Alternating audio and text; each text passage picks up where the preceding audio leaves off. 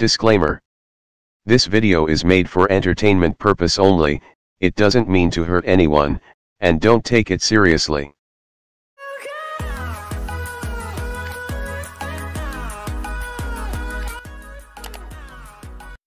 Assalamualaikum guys, sebelum korang menonton video ini, jangan lupa tekan like, share, komen dan subscribe dan tekan butang loceng untuk mendapatkan video-video yang akan datang. Selamat menonton, enjoy, let's go.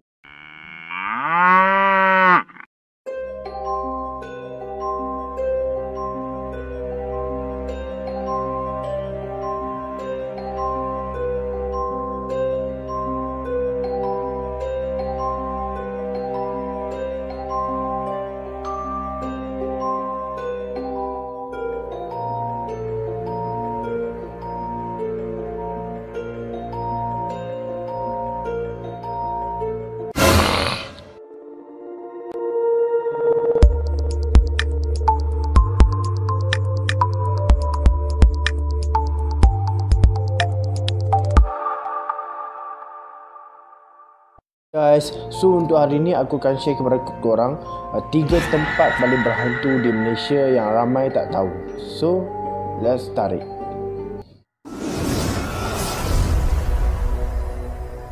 Di jalan daripada Taiping ke Lumut Perak. Rumah ni dikatakan hampir 100 tahun ditinggalkan. Menurut kisah, kesiapa yang memasuki rumah usang, dia tidak akan dapat keluar daripada rumah tersebut. Jika kalau ada seseorang yang musnahkan rumah itu, keesokannya korang jangan panik, sebab rumah tu akan kembali ada seperti biasa. Nampak tak? Rumah usang di Lumut Perak. Kalau korang boleh tengok gambar dia, korang boleh tengok kat sini. Nampak kan? So rumah tu aku pernah nampak, memang usang gila. So sebab ada kes yang melibatkan 2 orang gergaji tu, dia cuba nak robohkan rumah tu, dah roboh, tetapi bila beberapa hari selepas itu rumah tu ada balik. Apa yang berlaku di sebalik kejadian tersebut? Kalau korang yang tahu, silakan untuk jawab di komen di bawah. So jom melihat tempat yang seterusnya.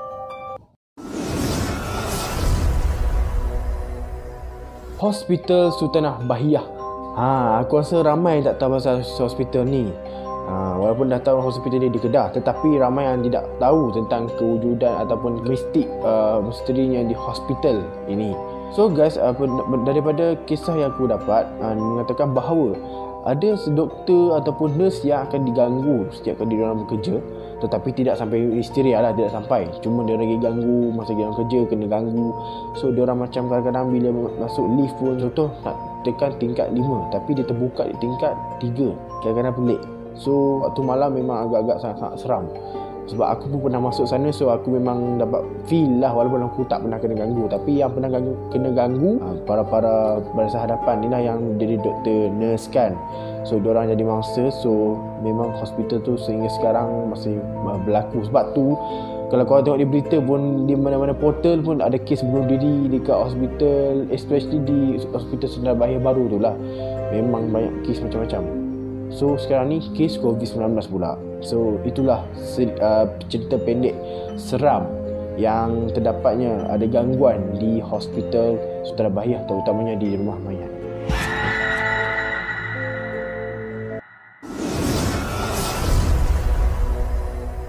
Di tempat yang ketiga yang last ialah di Jalan Tembuyong, Langkawi. So aku rasa ramai yang tak tahu, yang hanya tahu cuma penduduk-penduduk di Langkawi saja. So sebab diorang dah familiar dengan jalan ni. So dipendekkan cerita, ada sekumpulan remaja yang pernah menggunakan jalan ni, Jalan Tembuyong di Langkawi. Kerana jalan ni dia berhubungan di antara Kuah dengan lebih kurang 25 minit macam tu. Jalannya agak lingkar-lingkuk sikit.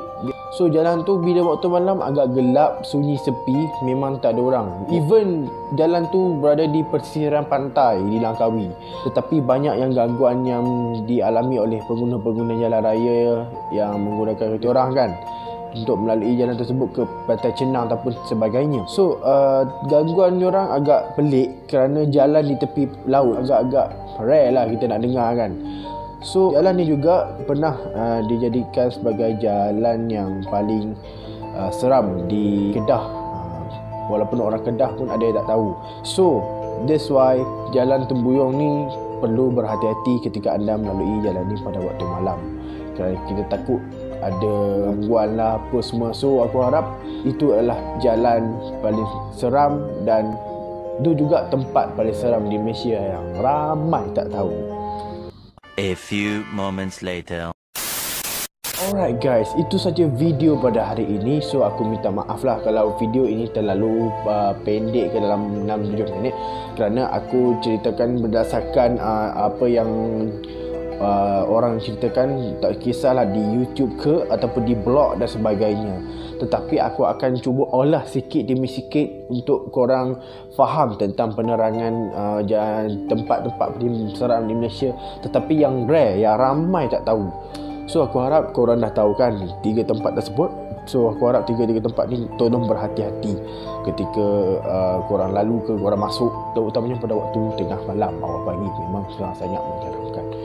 So dengan tuan-tuan Allah SWT, insyaAllah kita akan dilindungi oleh Allah SWT daripada gangguan tersebut, insyaAllah. So itu saja video pada hari ini. Terima kasih kerana menonton video ini. Kalau korang suka video ini, jangan lupa tekan like, share, komen dan subscribe, dan tekan butang loceng di sebelah butang subscribe untuk mendapatkan video-video akan datang daripada aku untuk upload kepada korang, supaya korang boleh menonton dengan hati yang ikhlas dan terbuka. So it's up to you to watch my video. So itu saja video pada hari ini. Assalamualaikum, and jumpa lagi di my next video. Goodbye.